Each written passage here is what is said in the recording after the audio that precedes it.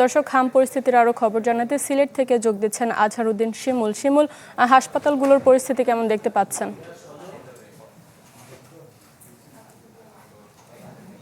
শারমিন, দেখুন, সিলেটের পরিস্থিতি আসলে দিন দিন অবনতির দিকেই ঠেকছে। এখন পর্যন্ত আসলে 107 জন শিশু মারা গিয়েছে এবং গত 24 ঘন্টায় আমরা দেখেছি যে স্বাস্থ্য অধিদপ্তর যে আমাদেরকে ডাটা পাঠিয়েছে, সেখানে 2 জন শিশু মারা গিয়েছে, যাদের দুজনের বয়সী আসলে 5 মাসের নিচে। এবং এই মৃত্যুর মিছিল আসলে থামছেই না, প্রতিদিনই কেউ না কেউ আসলে মারা যাচ্ছে। এবং চিকিৎসকরা যারা রয়েছেন তারা বলছেন যেসব শিশুরা মারা যাচ্ছে তারা অধিকাংশই হামের টিকা নেওয়ার আসলে সুযোগ পাননি। এবং জানিয়ে রাখি যে সিলেটে 107 জনের মধ্যে 99% শিশু, অর্থাৎ 106 জনই শিশু, বাকি একজন 22 বছর বয়সী তরুণী বলে আমাদেরকে কর্তব্যরত ডাক্তাররা নিশ্চিত করেছেন। এবং সিলেটে সরকারিভাবে মূলত বিভাগের 2টি হাসপাতালে হাম এবং হামের উপসর্গে নিয়ে যারা ভর্তি হচ্ছেন তাদেরকে সেবা দেওয়া হচ্ছে। আমরা এখন যে হাসপাতালে রয়েছি, সিলেট শহীদ শামসুদ্দিন আহমদ হাসপাতাল এবং এটার পার্শ্ববর্তী এমএজি ওসমানী মেডিকেল কলেজ হাসপাতালে।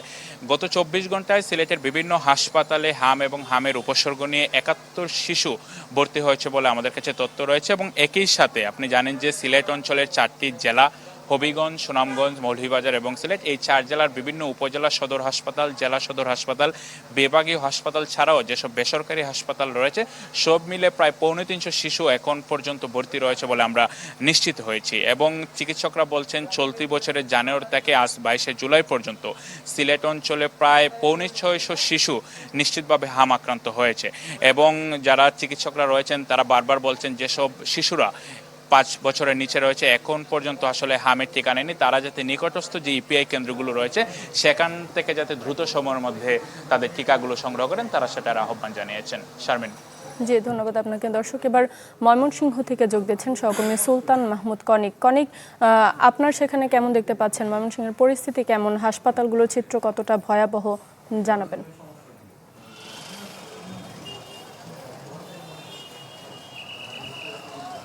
নগদ নিয়ে এলো হার না মানা হার অফার।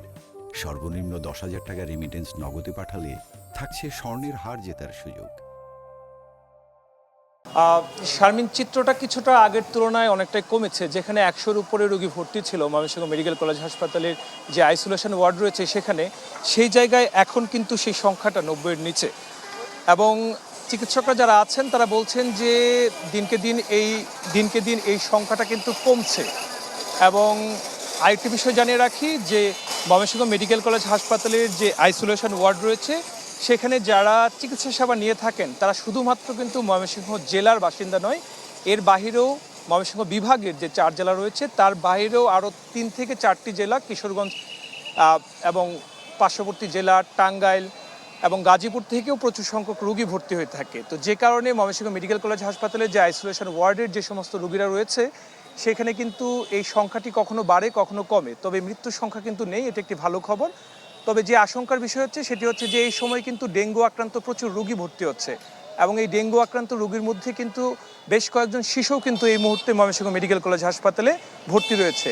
এবং এই ডেঙ্গু রোগীর চাপ বাড়ার ফলে ময়মনসিংহ মেডিকেল কলেজ হাসপাতাল কর্তৃপক্ষ এরই মধ্যে বিশেষায়িত ডেঙ্গুর যে স্পেশাল ওয়ার্ড সেটি কিন্তু চালু করেছেন এবং তারা প্রস্তুতি নিয়ে রেখেছেন।